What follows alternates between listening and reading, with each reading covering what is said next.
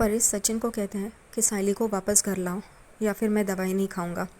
इसलिए सचिन सायली के घर जाता है। तभी सायली की माँ उसे कह रही होती है कि तू घर जा और सबको अपनी सच्चाई बता, तुझे उस घर में जाना ज़रूरी है। तभी सायली कहती है, जब तक सचिन मुझे खुद लेने नहीं आता और कहेगा कि मैंने तुझे गलत समझा था, तेरी कोई गलती नहीं है, प्लीज़ घर चल, तभी मैं जाऊँगी। यहाँ पे सचिन सायली के घर आता है। तभी जोही, बाड़ू और सायली की माँ उसका स्वागत करती है।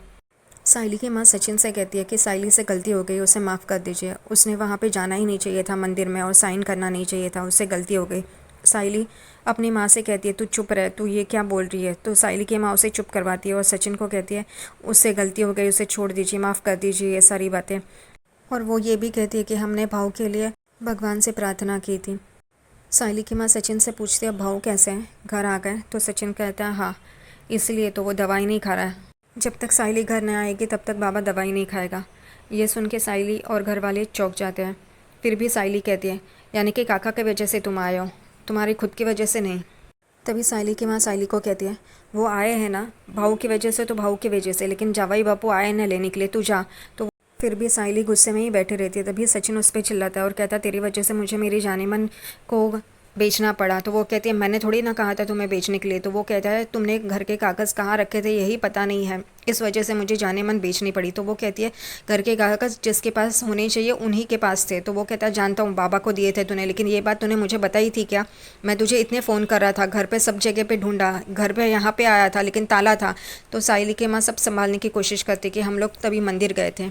तब सचिन कहता है, मैं मंदिर भी आया था लेकिन वहाँ पर भी आप लोग नहीं थे। तभी सायली की माँ कहती है, हाँ, हम पंडित जी के पास गए थे, वो महामृत्युंजय जाप करने के लिए, पूजा करने के लिए। तो वो कहता है, सचिन कहता है, यहाँ इस घर में सबके पास हर सवाल का जवाब रहता ही है। तभी सायली की माँ चौंक के देखती है उसे और सायली को कहती है, जा तू। तभी सचिन कहता है, आना है तो आ, वरना मैं जा रहा हूँ करके। तभी सायली की माँ उसे कहती है, उठ करके निकल। और सचिन वहाँ से चला जाता है। सायली तैयार होके उसके साथ घर आ जाती है।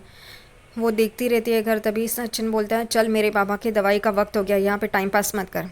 वो लोग घर पे आते हैं। तभी सायली धीरे धीरे आती है और रो रही रहती है। तभी काका कहते हैं कि क्यों रो रही है, अंदर आ जा। तभी ये तेरा भी घर है। तभी रेणुका गुस्से से बोलती है, इसकी वजह से इतना सब कुछ हुआ, तुम जेल में गए, हॉस्पिटल में पहुँचे, फिर भी इस पनवती को बुला रहे हो तुम।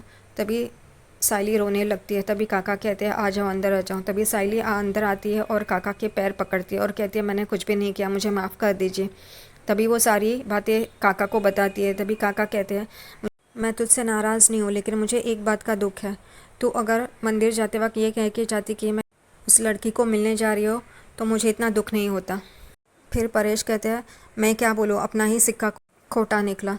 मैंने अपने तीनों बेटों को अच्छी परवरिश दी, लेकिन मैं गलत था। तेजस ने पहले ही गलती की थी, अब आकाश ने। सब लोग ये बात सुन के बहुत ही बुरा लगता है सब लोगों को।